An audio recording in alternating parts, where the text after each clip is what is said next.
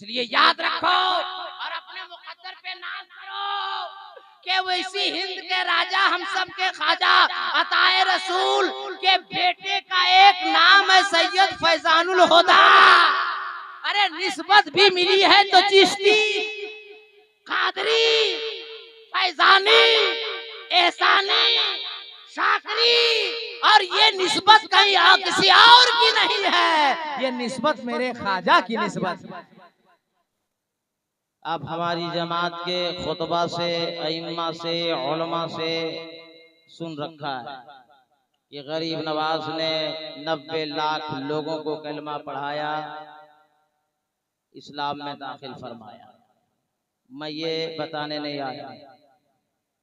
आपने ये भी सुन रखा है कि ख्वाजा गरीब नवाज ने एक प्याले से अना सागर को बुला लिया। ये भी हम बताने नहीं आए। उलमाए किराम की दुआ लेकर मैं आज आपको ये बताऊंगा कि 90 लाख लोग गरीब नवाज की बारगाह में हाजिर कैसे हुए। दावत तो थी नहीं, ऐलान नामा तो हुआ नहीं, किसी मुनादी ने निदा लगाई नहीं, तो ये 90 लाख लोग गरीब नवाज की बारगाह में आए कैसे।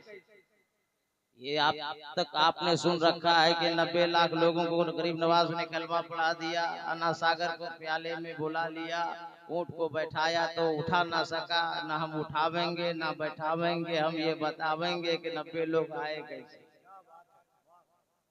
ख्वाजा गरीब नवाज मोइनुद्दीन चिश्ती अजमेरी संजरी रहमतुल्लाह ताला अलैह हिंद के राजा हम सब के ख्वाजा हैं। और गरीब नवाज आए नहीं, मदीने शरीफ से मेरे मुस्तफा ने भेजा। मस्जिद नबवी में बैठकर सरकार गरीब नवाज दरसे हदीस देते थे। बहुत बड़े मुहद्दिस हैं ख्वाजा गरीब नवाज। मेंबरे रसूल रौज़े रसूल पाक से आवाज आई, ए मोइनुद्दीन।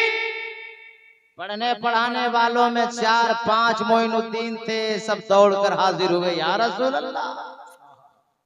दोबारा आवाज आई, वो मोइनुद्दीन जो चिश्ती है और संजर से आया है। आंख में आंसू आ गए, रोज़े सरकार के करीब हुए। ख्वाजा गरीब नवाज मोइनुद्दीन चिश्ती अजमेरी संजरी अलैहि रहमतो रिजवान अर्ज किया, या रसूल अल्लाह आपने तलब किया। रोज़े रसूल से आवाज आती है, जवाब मिलता है, मोइनुद्दीन अब तू मस्जिद नबवी में दर्श नहीं, तू हिंदुस्तान चला जा। गरीब नवाज ने जब ये आवाज सुनी है तो हिंदुस्तान के लिए सफर बांधना शुरू कर दिया। सरकार का रोज़ा छूट रहा है, मस्जिद नबवी छूट रही है, मगर मेरे रसूल का हुक्म है, ए मोइनुद्दीन अब तुझे हदीस शरीफ मस्जिद नबवी में दर्श देना नहीं है, तो हिंदुस्तान चला जा। अगर पूरी बात बताऊंगा तारीख से, मदीने से लेकर अजमेर के आने तक, तो 1 से 1.5 घंटा मेरा वक्त वहीं चला जाएगा। मगर मैं जो आपकी अदालत आपकी सेवा में रखना चाहता हूँ और आपको जो मैं बताना चाहता हूँ वो सुने। गरीब नवाज मोइनुद्दीन चिश्ती अजमेरी संजरी रहमतुल्लाह ताला अलैह जब हिंदुस्तान आए, उस वक्त हिंदुस्तान से ना अफगानिस्तान अलग हुआ था, ना बर्मा अलग हुआ था, ना पाकिस्तान अलग हुआ था, ना श्रीलंका अलग हुआ था, ना बांग्लादेश अलग हुआ था। ये पूरा भारत एक अखंड भारत था। ख्वाजा मोइनुद्दीन चिश्ती अजमेरी संजरी रहमतुल्लाह ताला अलैह जब राजस्थान में कदम जमाए, आज भी राजस्थान में पानी की किल्लत है। उस जमाने में आज से 813 बरस पहले की बात है। तकरीबन आप अंदाजा करो क्या हाल होगा। एक जगह पता चला बड़ा अच्छा चश्मा है, बड़ा अच्छा तालाब है, नाम अना सागर है। मुरीदों ने कहा, चाहने वालों ने कहा, ए गरीब नवाज अना सागर के करीब चला जाए, माकुल इंतजाम है पानी का। अब गरीब नवाज जब आए तो वजू बनाने लगे। वजू हम और आप बनाते हैं तो क्या तरीका होता है, जब कोई आदमी वजू करता है तो कुल्ला भी करता है, नाक भी साफ करता है, आंख भी साफ करता है, चेहरा भी धोता है, हाथ भी धुलता है, पाँव भी धुलता है। जब गरीब नवाज वजू फरमाने लगे, उनके मुरीदीन वजू फरमाने लगे, देखने वालों ने देखा, पृथ्वीराज चौहान के सिपाहियों ने देखा, ब्राह्मणों ने देखा, खैरों ने देखा, ये कैसा फकीर आया है। एक तालाब है जहाँ हम स्नान करते थे, जहाँ हम पवित्र होते थे, जहाँ हम पाक साफ होते थे, मंदिर में सुबह उठ करके नहा के स्नान करके पूजा करते थे। आज ये फकीर आया है तो इसी आना सागर में मुंह भी कुल्ला कर रहा है, नाक भी साफ कर रहा है, चेहरा भी धुल रहा है, हाथ भी धुल रहा है, पाँव भी धुल रहा है। सिपाही ने जाकर कहा, ऐ पृथ्वीराज चौहान, आने वाला एक फकीर आया है, आना सागर के पानी को जो शुद्ध था वो अशुद्ध कर दिया है, जो पवित्र था अपवित्र कर दिया है, जो पाक था नापाक कर दिया है, जो साफ था वो गंदा कर दिया है। पृथ्वीराज चौहान के सिपाही आए, गरीब नवाज से कहा, ए गरीब नवाज, ए फकीर, ये पानी पाक और साफ है, पवित्र है, शुद्ध है, यहाँ आप कुल्ला ना करें, नाक साफ ना करें, चेहरा ना धुले, हाथ ना धुले, पाँव ना धुले, यहाँ से चले जाए। तो एक तारीखी जुमला गरीब नवाज ने फरमाया था, ऐ पृथ्वीराज चौहान के भेजे हुए सिपाही, मैं यहाँ पानी गंदा करने नहीं आया हूँ, हिंदुस्तान के लोगों का दिल धोने के लिए आया हूँ।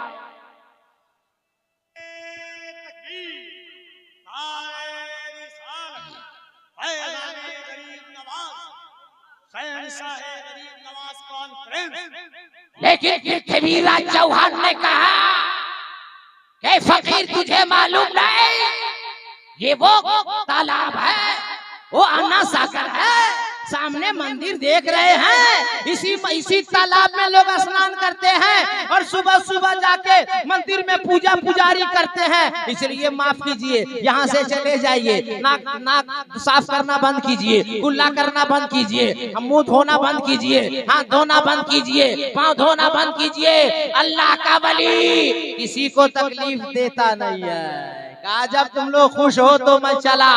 गरीब नवाज चले गए, लेकिन गुलामों से कहा, उलमाए किराम जरा तवज्जो चाहता हो, गरीब नवाज ने कहा, है गुलामों, आज पृथ्वीराज चौहान ने और उसके सिपाहियों ने नबी के बेटे पर पानी बंद किया है, शायद उसे मालूम नहीं, जंगे हुदैबिया के मौके से पानी कम था, एक बर्तन में पानी लाया गया मेरे नबी की बारगाह में, और मेरे मुस्तफा ने उस पानी के बर्तन में अपना दस्ते मुबारक डाल दिया तो अंगुलियों के खाइयों से चश्मे जारी हो गए। उस नबी के बेटे पे पानी बंद करेगा?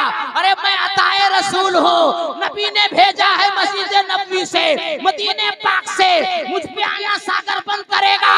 ऐ मुरीद जा और आना सागर से कह दे, तुझे हिंद का राजा ख्वाजा बुला रहा है।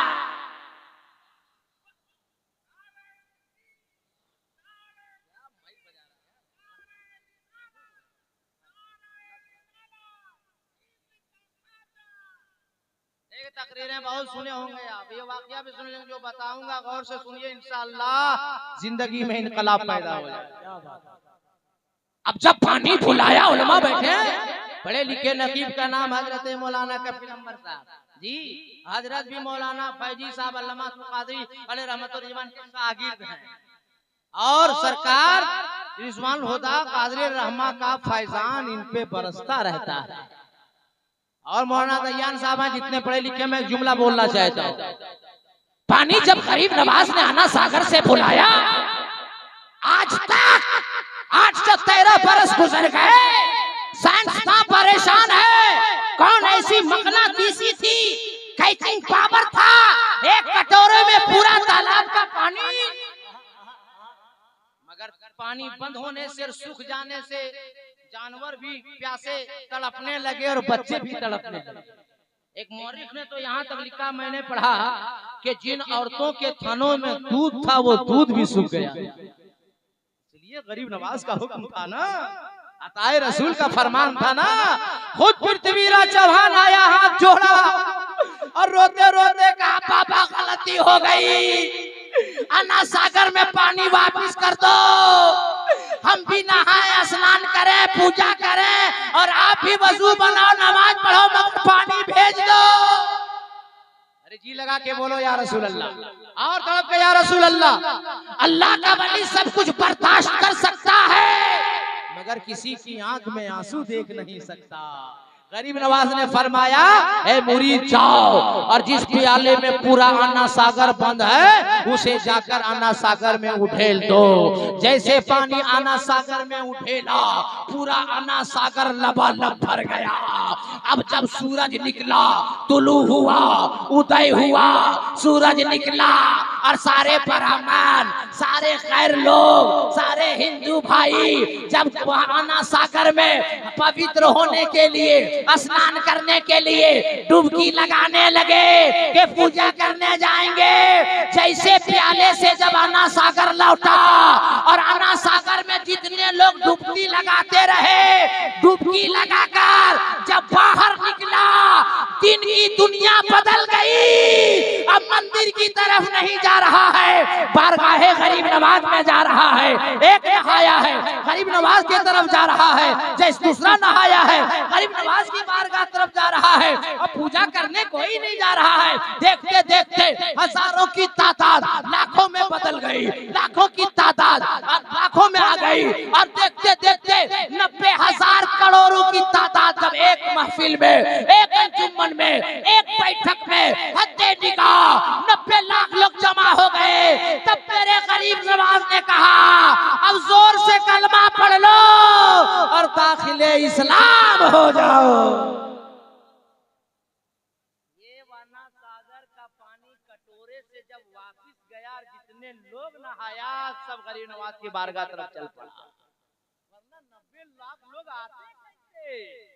इसकी वजह एक है, सुनिए एक बात और, ख्वाजा मोइनुद्दीन चिश्ती अजमेरी संजरी रहमतुल्लाह ताला अलैह ने जब पानी वापस कर दिया, सारे लोग नहाते गए और गरीब नवाज की बारगाह में सटते चले गए। आज देखते नहीं, किसी पीर की निगाह हो जाए, किसी वली की निगाह पड़ जाए, किसी सच्चे अहले दिल की नजर पड़ जाए तो आदमी जर्रा होता है आसमान में, है कि नहीं? वो तो गरीब नवाज थे, अताए रसूल थे, ख्वाजा महाराजा थे।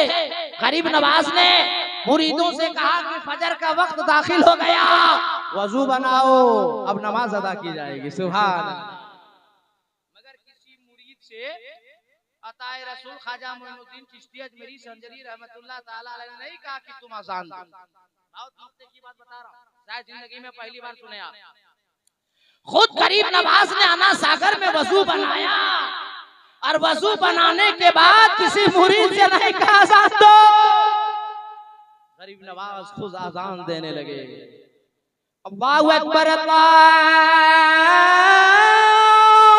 अकबर। अजान की सदा जब बुलंद हुई, अजान जब खत्म हुई, हाथ के लिए, हाथ दुआ के लिए उठाए, रोने लगे और अर्ज करने लगे, ख्वाजा गरीब नवाज, या अल्लाह, मैं तेरा इब्राहिम नहीं, मैं तेरा खलील नहीं, तेरा वो खलील है जिसने अपने बेटे को कुर्बान कर दिया अपने हाथ से, तेरा वो खलील दोस्त है जो 40 दिनों तक आग में रहा। मैं तो गुनहगार हूँ मोइनुद्दीन अल्लाह, लेकिन खाने काबा की तामीर के बाद इब्राहिम और इस्माइल ने कहा, ए परवरदिगारे आलम, तेरा घर काबा तैयार हो गया, मगर यहाँ जंगल में, सुनसान में, बयाबान में न आदमी है न आदमजाद है, कौन हज करेगा, कौन तवाफ करेगा, कौन जियारत करेगा, कौन उम्रा करेगा?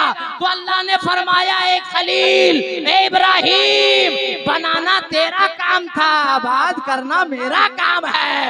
इब्राहिम, जबले अबू कुबैस पर खड़ा हो जा और ऐलान कर दे दुनिया वालों को कि खाने काबा की तामीर हो गई। ए हाजियों हज करो, ए उम्रा करने वालों उम्रा करो, ए जियारत करने वालों जियारत करो, ए तवाफ करने वालों तवाफ करो। इब्राहिम अलैहिस्सलाम ने अर्ज किया, ए अल्लाह, यहाँ जबले अबू कुबैस पर खड़े होकर ऐलान करूंगा, ये आवाज कैसे पहुंचेगी? हातिफ गैबी से आवाज आई, ए इब्राहिम, ऐलान करना तेरा काम है, आवाज पहुंचाना मेरा काम है।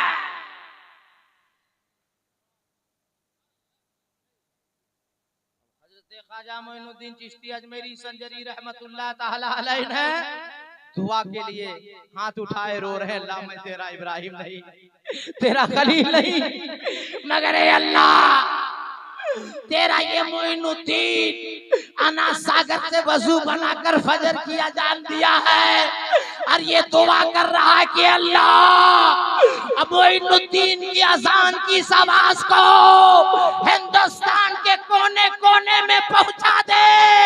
जब तक दुनिया कायम रहेगी तब तक तेरा नाम लेने वाला हिंदुस्तान में आबाद रहेगा, अजान की आवाज गूंजती रहेगी। किसी और का देन नहीं है, ये हिंद का राजा महाराजा का दुआ का नतीजा, ये करामते ख्वाजा है कि आज हिंदुस्तान के कोने कोने में अजान की आवाज गूंज रही है। अफसोस है हम लोगों की जिंदगी पर कि अजान जरूर सुनते हैं मगर हम लोग नमाज के लिए नहीं जाते हैं, नमाज नहीं पढ़ते हैं। नमाज के लिए मस्जिद जाते तो शायद आज हम लोग की जिंदगियां ये तबाह बर्बाद के मंजिल पे कायम नहीं होती। इसलिए अपने मुकद्दर पे जितना नाज करो जस्सी वालों वो कम है।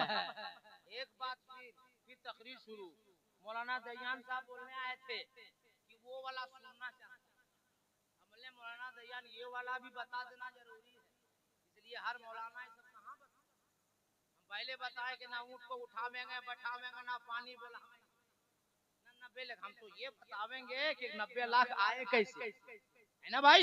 एक बात और सुन लीजिए, आज से 2-3 साल पहले जीएसटी लगी ना भाई, अरे सारा किसान लोग हाँ ना बैठा हुआ सरकार गवर्नमेंट के खिलाफ, उसी को इंग्लिश में जीएसटी का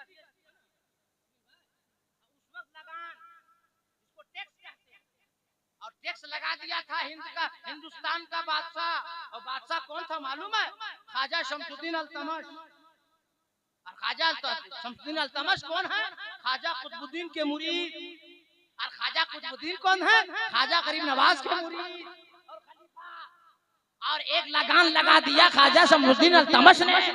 एक किसान परेशान अजमेर का हिंद का राजा हम सब के ख्वाजा अताए रसूल की बारगाह में गया, रो के कहा है ख्वाजा लगान लगा दिया है बादशाह ने, हम परेशान हैं, सारा अनाज खत्म हो जा रहा है, मेरा बच्चा भूखा मर रहा है, इसलिए लगान को खत्म करा दीजिए, टैक्स को खत्म करा दीजिए।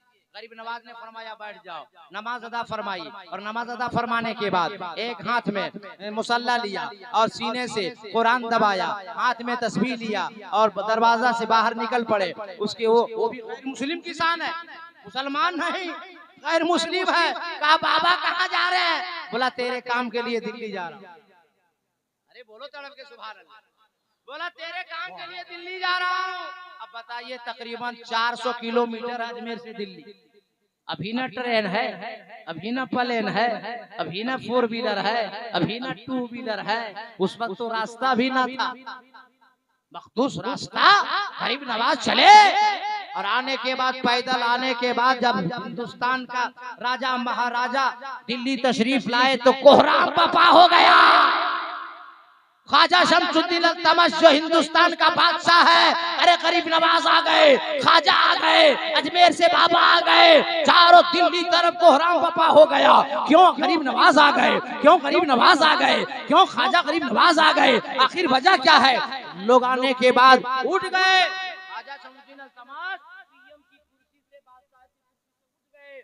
गरीब नवाज बैठे, हाथ जोड़ के पूछा हुजूर क्या बात हुई, अचानक आ गए, इतला भी नहीं दी, तार भी नहीं भिजवाए, आखिर वजह क्या है? ख्वाजा साहब गरीब नवाज ने फरमाया ए शमसुद्दीन सुना हूँ तू टैक्स लगा दिया है किसानों पे, तू लगान लगा दिया है, तू जीएसटी लगा दिया है, किसान मेरे इलाके का परेशान है, उसी को तुम बंद कर दो, खत्म कर दो, लागू है उसको माफ कर दो किसानों पे।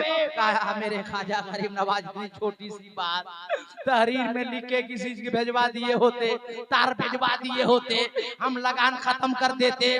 तकलीफ उठा के 400 किलोमीटर तकरीबन अजमेर से दिल्ली क्यों आए आप? गरीब नवाज के एक तारीखी जुमला सुनो जो गरीब नवाज ने फरमाया था, काहे शमसुद्दीन मैं जानता हूँ कि मैं लिख कर रुक्का भेज देता तो तू लगान खत्म कर देता, लेकिन खैर मुस्लिम की फरियाद लेकर पैदल मोइनुद्दीन इसलिए आया है ताकि लगान भी खत्म हो जाए और नबी की सीरत पे अमल भी हो जाए और नबी की सीरत को देख के कलमा पढ़ के मुसलमान भी हो जाए।